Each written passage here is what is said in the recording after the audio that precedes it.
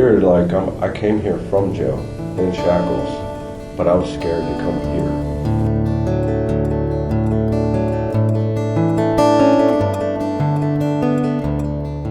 I went through a lot of pain and suffering as a child due to the loss of my father. I don't remember him at all, no, but I know he was suffering from addiction too.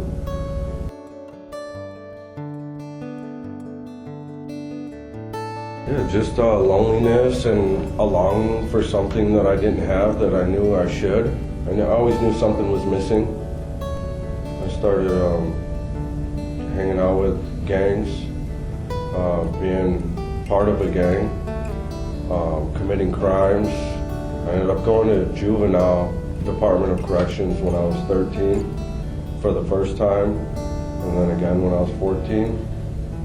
And then throughout my teens, I just continued to use drugs and commit crimes. And by the time I was 17, I ended up in adult correctional facility. And I pretty much lost all of my 20s due to prison. I lost a son at birth, and then after that I got hooked on opiate pain pills, and that quickly turned into heroin.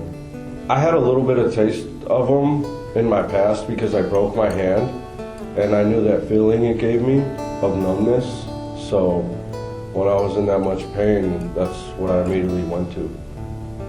From there it was just complete downhill fall, deeper into drugs, heroin, cocaine, crack, committing crimes, selling drugs to maintain my habit. I got charged with drug possession twice, and I got locked up. I relapsed. I was clean for a while in 2019. I relapsed, got locked up, went to jail, and it was just the worst experience of my life withdrawing from heroin. I just was on my knees already and decided to start praying. I prayed to God many times before, always when I'm in the cop car, like, please get me out of this one time, I'll never do it again. And it never worked. I never got out of it, so I always just pushed God aside. Thought he was never there for me or wouldn't answer any of my prayers. So this time I was on my knees, and I didn't ask to get out of jail. All I asked was just, please, I don't want to live like this. Help me find another way. I just want to be happy and just live a different life. And a couple weeks later, I went to court, and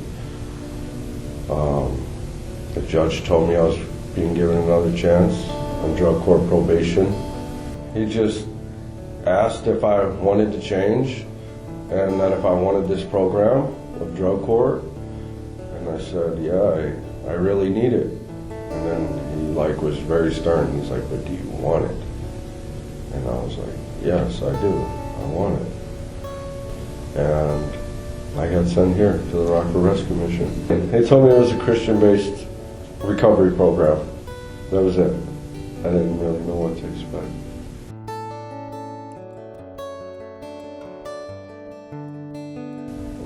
They put me in the shackles in the back of a van, and it was almost like a dog kennel. It was very small back there. I had to sit there, bent over for about an hour drive to here, and they let me out right in front of crisis, and they actually brought me in through crisis, and I took the shackles off there.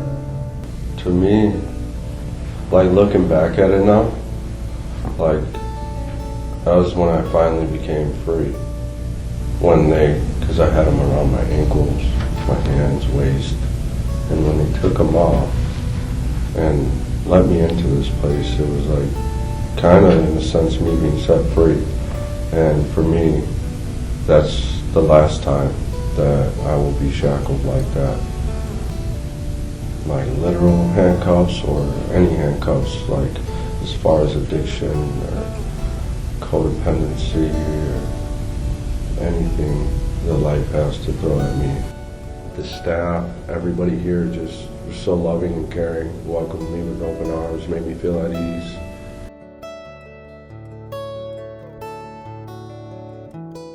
They put me in the quarantine room with the Bible, and even though I had been praying to God while I was in jail, and even the day I left, I get here and I'm just looking at that Bible and I'm like, I was kind of intimidated by it. I don't know where to start, or I've tried to pick one up here and there in my life and maybe read a couple words and I'm like, this isn't for me. So one of the staff members, Ian, had directed me, suggested to start reading the Gospels. When Jesus was gathering his disciples, people to follow him, that they weren't these prestigious, famous, or wealthy people, that they were just regular people, like fishermen, and it just made me relate to man, if Jesus would ask these people to follow them, that's just it humbled me to think too that I can be accepted as well. I had this pamphlet that was in my room too, and the back of it was a prayer so that I could get saved and ask Jesus into my heart.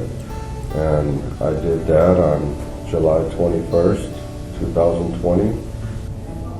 At first it was the love that I was getting from staff members who were showing love to me. And then I began to show love in return as well and started to get some peace for all the guilt that I've been carrying around my whole life, the shame for the things that I've done. The more I learned about God, the more I prayed, the stronger my relationship got with him. It just put me at ease. It's given me a lot of peace.